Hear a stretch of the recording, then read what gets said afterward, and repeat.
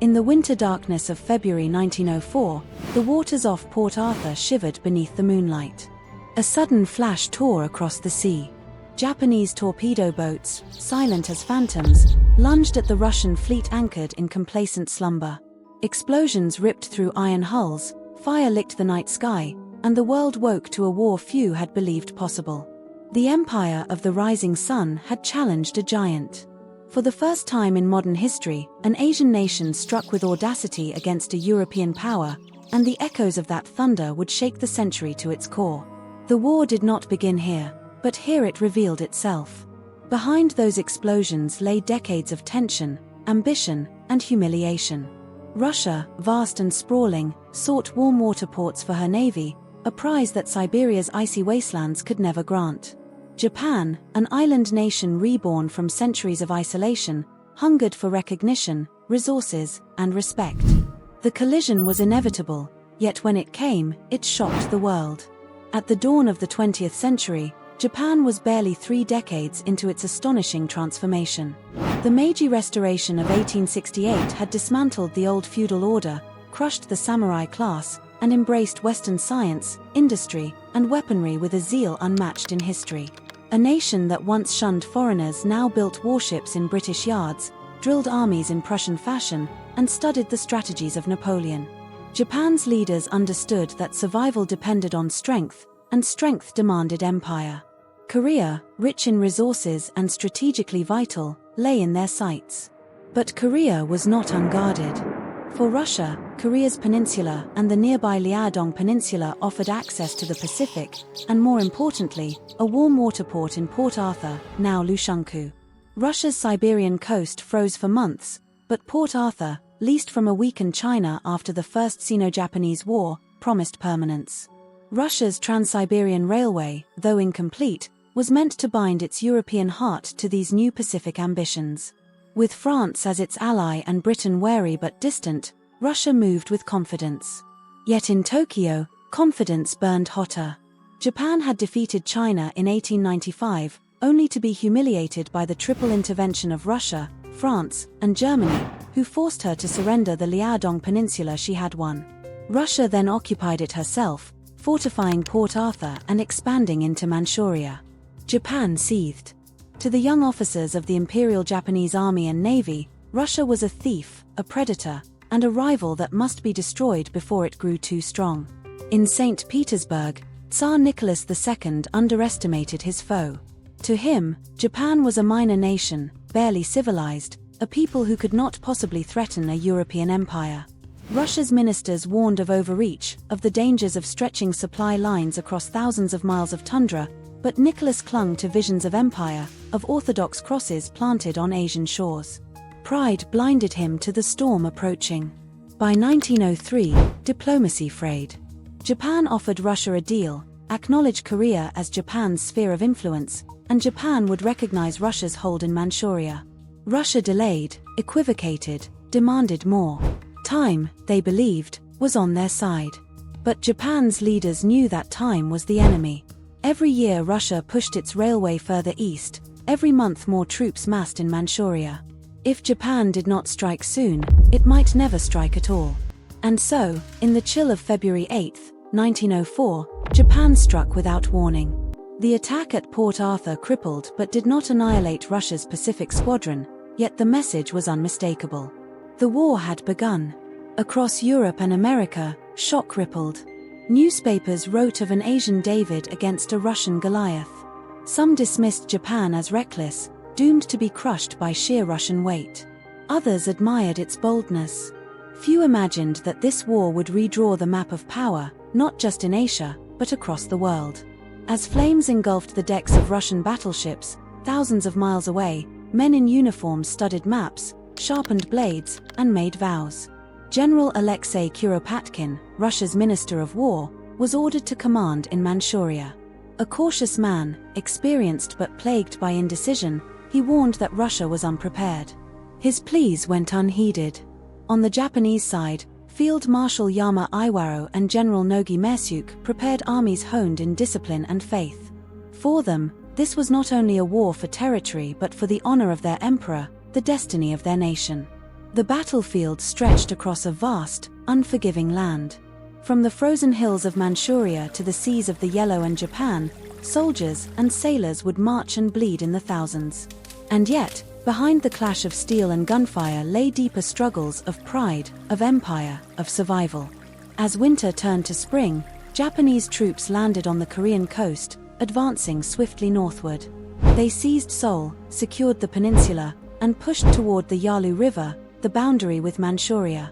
The Russians, scattered and slow to react, began to pull back. Already the balance of initiative had shifted. Japan moved with lightning precision, Russia lumbered with the weight of distance and disorganization. But for all Japan's speed, Russia's size remained formidable. Reinforcements poured along the Trans-Siberian line, a lifeline stretched thin across continents. Tsar Nicholas believed that with patience and sheer numbers, Japan would be crushed.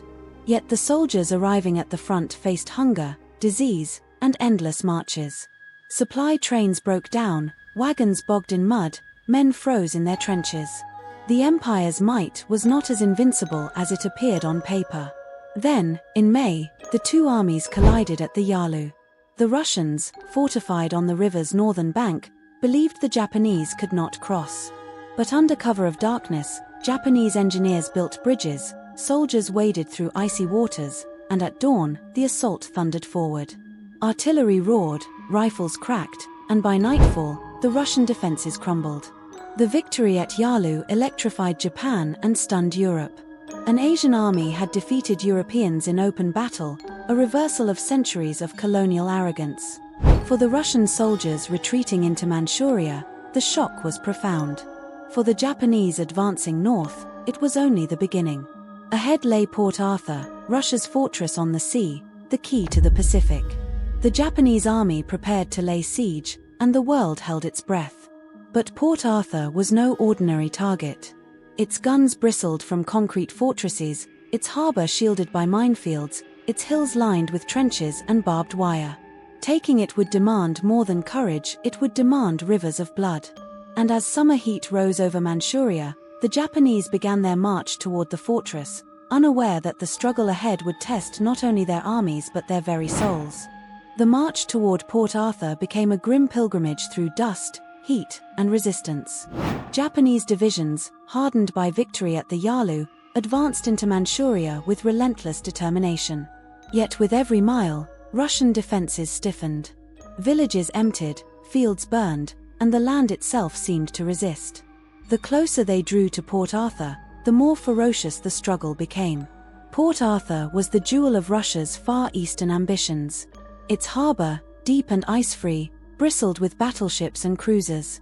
Hills and ridges surrounding the city had been fortified into a modern labyrinth of trenches, bunkers, and artillery positions. For the Japanese, capturing it meant crippling Russia's naval power and cutting its lifeline to the Pacific. For the Russians, holding it was a matter of national pride, proof that their empire could not be humbled by an Asian foe. By August 1904, the Japanese siege tightened. General Nogi Mersuke, commanding the Third Army, led the assault. A samurai by birth, Nogi was a man of deep honor, haunted by past failures. During the Satsuma Rebellion of 1877, he had lost the emperor's regimental banner in battle, a disgrace that seared him for life. Later, in the First Sino-Japanese War, he commanded forces that had taken Port Arthur in 1894, only to see the prize stripped away by foreign intervention. Now fate returned him to the same battlefield. For Nogi, victory was not only military necessity, it was redemption. The Japanese army attacked with ferocity. Waves of soldiers hurled themselves against Russian fortifications. Artillery thundered, machine guns scythed through charging ranks, and trenches filled with bodies. The terrain was merciless. Steep hills, barbed wire, and minefields turned every advance into slaughter. Thousands fell in futile assaults on the fortress's outer defenses. Still, Nogi pressed forward. To retreat was unthinkable. The Russians, commanded by General Anatoly Stessel, fought with desperation but not unity. Stessel was indecisive, his officers quarreled, and morale inside the fortress withered under the strain. Supplies dwindled, disease spread, yet the defenders endured, knowing that the eyes of the world were fixed upon them. The longer they held out, the greater the chance that reinforcements from Russia's heartland might arrive. Beyond the walls of Port Arthur, the war raged at sea. In August, the Russian fleet attempted a breakout from the besieged harbor. At the Battle of the Yellow Sea, Japanese warships intercepted them. The clash was brutal, shells smashing into steel hulls, masts collapsing into flames. Though neither side claimed outright victory, the Russians failed to escape. Their fleet limped back to Port Arthur, bottled and broken.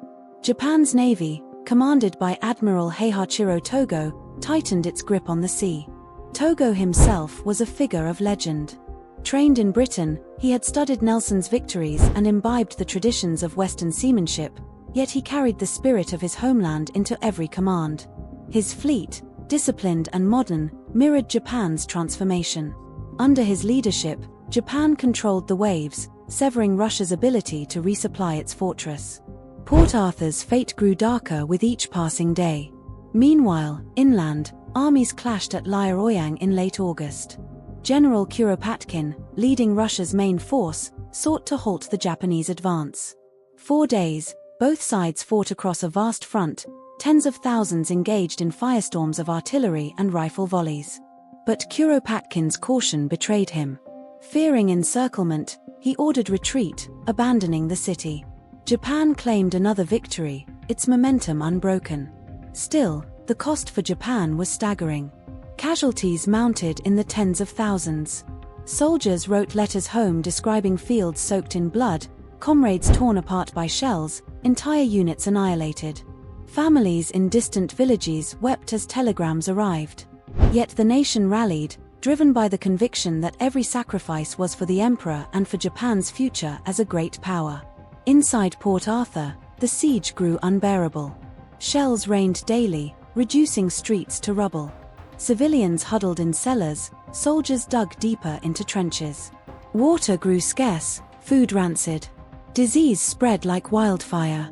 Still, the defenders clung to hope that the Russian Baltic fleet, thousands of miles away, might come to their rescue. Stessel promised endurance, yet doubts gnawed. December 1904 brought the climax. Japanese sappers tunneled beneath the fortress hills, planting massive charges of explosives. With thunderous detonations, sections of the defenses erupted, opening paths for assault. The most brutal fighting centered on 203-meter hill, a height overlooking the harbor. Whoever held it commanded the fate of the Russian fleet. For weeks, men fought hand-to-hand, storming trenches again and again. Entire regiments were annihilated. At last, after unspeakable carnage, the Japanese seized the summit. From its heights, their artillery rained shells into the harbor below, sinking Russia's trapped warships one by one. With the fleet destroyed and the fortress crumbling, resistance became hopeless. On January 2, 1905, General Stessel surrendered Port Arthur. For Japan, it was a triumph unparalleled. For Russia, it was humiliation, a bitter wound to its prestige. Across the world, astonishment turned to recognition. An Asian nation had defeated a European empire in a contest of modern war. The balance of power was shifting before the eyes of all nations. Yet the war was far from over. In the frozen plains of Manchuria, Russia's armies regrouped, strengthened by reinforcements from the west. Kuropatkin prepared for a new stand, determined to restore honor. Japan, blooded but unbroken, advanced further into the heartland. Ahead lay the Battle of Mukden, one of the largest land battles the world had ever seen, where hundreds of thousands would collide in a storm of steel and fire. And while the snows thickened over Manchuria, far to the west, the Russian Baltic fleet set sail on its desperate journey around the world, a fleet that carried Russia's last hopes across oceans toward a destiny that would change history forever. The Russian Baltic fleet left the grey waters of Kronstadt in October 1904, a vast armada of battleships, cruisers, and destroyers, lumbering toward destiny. Its mission was staggering: to sail halfway around the world, through hostile seas, and break Japan's stranglehold on the Pacific. For Tsar Nicholas II, it was the last throw of the dice, a desperate hope to restore shattered prestige. For the men aboard, it was a voyage into the unknown. From the beginning, the journey seemed cursed. Sailors were poorly trained, supplies disorganized, discipline uncertain. Rumors of Japanese torpedo boats lurking in European waters sparked panic. In a disastrous incident off Dogger Bank in the North Sea, nervous Russian gunners mistook British fishing vessels for enemies and opened fire, killing innocents and nearly provoking war with Britain.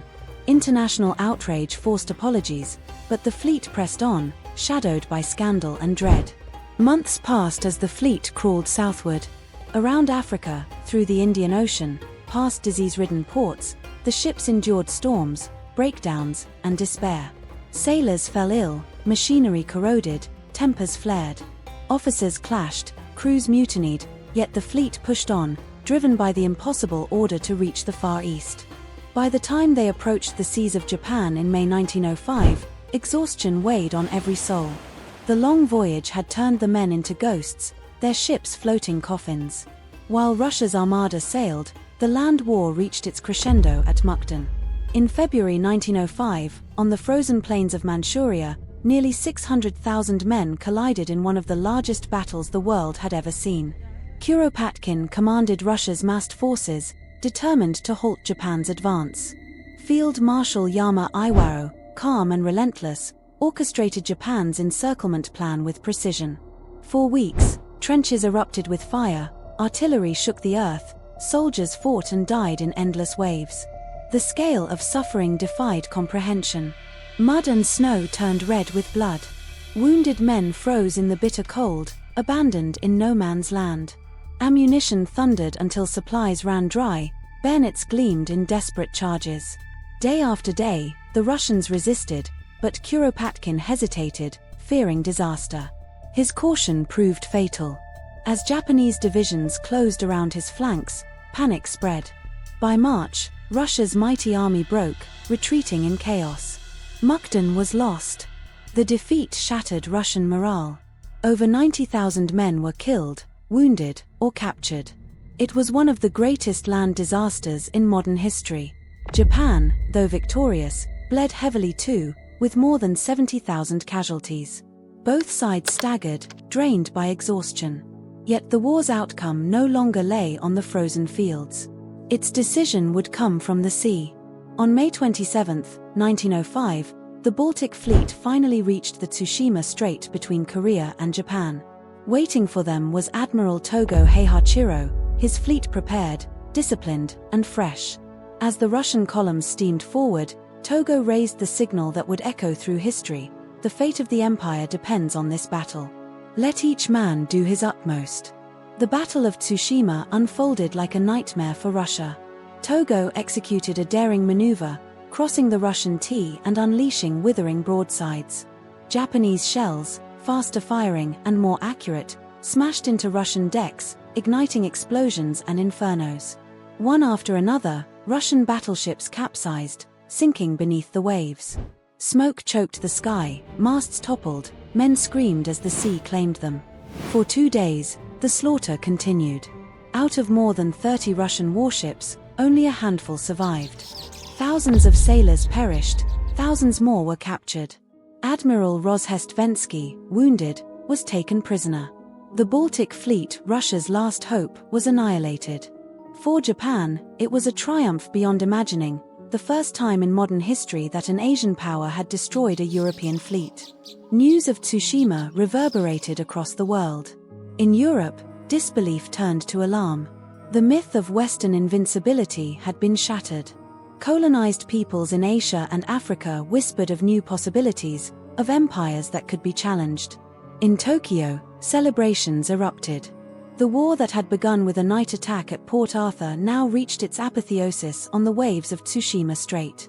Yet even as Japan stood triumphant, exhaustion gnawed at the nation. The victories had come at terrible cost.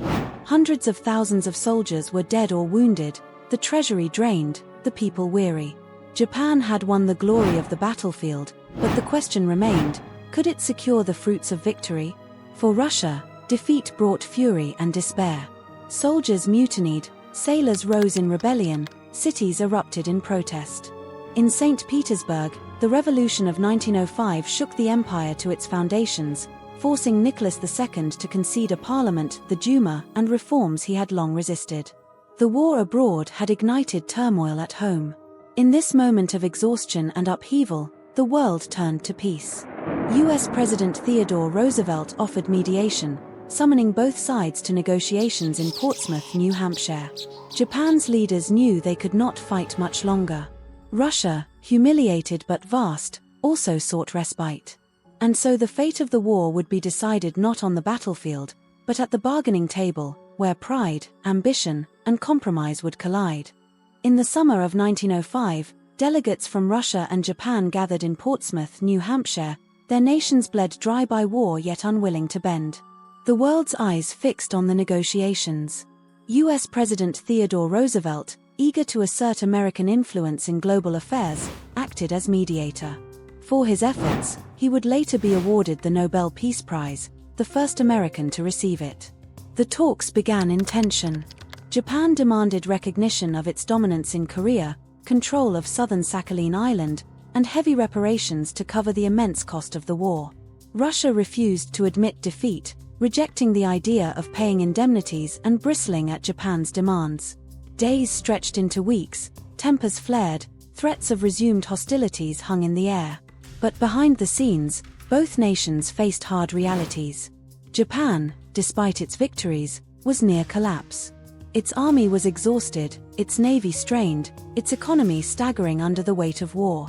The government feared that one more campaign might bring ruin. Russia, though humiliated, remained vast, with reserves of manpower and resources that could outlast Japan if the conflict dragged on. For both sides, peace was necessity. At last, compromise emerged.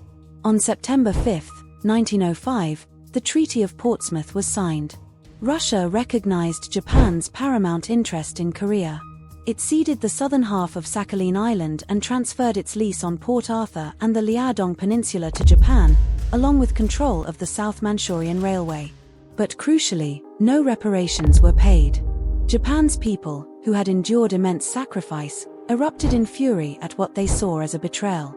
Riots broke out in Tokyo, the Hibiya riots, as angry crowds clashed with police and burned buildings. Victory had been won on the battlefield, but in peace, many felt it had been stolen. For Russia, the treaty was humiliation, yet it allowed the Tsar to preserve pride by avoiding indemnities. Still, the war left scars that could not be hidden. Defeat exposed the empire's weakness, emboldened revolutionaries, and planted seeds of discontent that would one day topple the Romanovs. The Revolution of 1905, sparked in part by the war's failures, forced concessions that marked the beginning of the empire's long unraveling. For Japan, the war was both triumph and warning. It had achieved what no Asian power had done in modern times, the defeat of a European empire. The victory announced Japan's arrival as a world power, commanding respect and fear. Yet the limits of its strength were laid bare. The demands of total war nearly bankrupted the nation. Its leaders learned that glory carried heavy costs, a lesson that would echo in decades to come. The impact of the Russo-Japanese War reached far beyond Asia. In colonized nations across the globe, people drew inspiration from Japan's victory. Indian nationalists, Chinese reformers, Turkish revolutionaries all looked to the rising sun as proof that the old order could be challenged. The myth of Western invincibility was broken, and the world's balance of power subtly shifted. In Europe, militaries studied the conflict with intensity. The siege of Port Arthur foreshadowed the trench warfare of the First World War. The massive clashes at Mukden revealed the destructive potential of industrialized armies. Tsushima demonstrated the decisive power of modern navies, influencing shipbuilding and strategy worldwide. The war, in many ways, was a rehearsal for the cataclysm to come in 1914. Yet for all its global consequences, the war left personal tragedies etched in silence. Fields in Manchuria lay littered with the bones of forgotten soldiers. Russian mothers wept for sons lost on distant plains. Japanese families mourned fathers and brothers who never returned. The suffering of ordinary people, caught in the gears of empire, told the truest story of the cost of ambition. In Japan, General Nogi Mershuk, who had led the storming of Port Arthur, carried his grief in silence. His 2 sons had died in the war, and though hailed as a hero, he remained haunted by the rivers of blood spilled under his command. Years later, in 1912, on the day of Emperor Meiji's funeral, Nogi and his wife took their own lives in ritual suicide, a final act of loyalty and despair, closing a chapter of sacrifice that had begun on the hills above Port Arthur. The legacy of the Russo-Japanese War was one of triumph and tragedy, pride and bitterness. It marked the dawn of Japan's imperial age, a path that would lead to greater conquests and ultimately to ruin in the fires of World War II. For Russia, it marked the beginning of decline, a revelation of weakness that emboldened its enemies and eroded faith in its rulers. For the world, it was the first crack in the edifice of empire, a signal that the 20th century would be an age of upheaval and transformation. The war had begun with torpedoes in the dark at Port Arthur and ended with signatures in a quiet room in New Hampshire. Between those moments lay a story of ambition, arrogance, courage, and suffering, a story that changed nations and inspired generations. And as the ink dried on the Treaty of Portsmouth, one truth became clear: the modern world had awakened, and nothing would ever be the same again.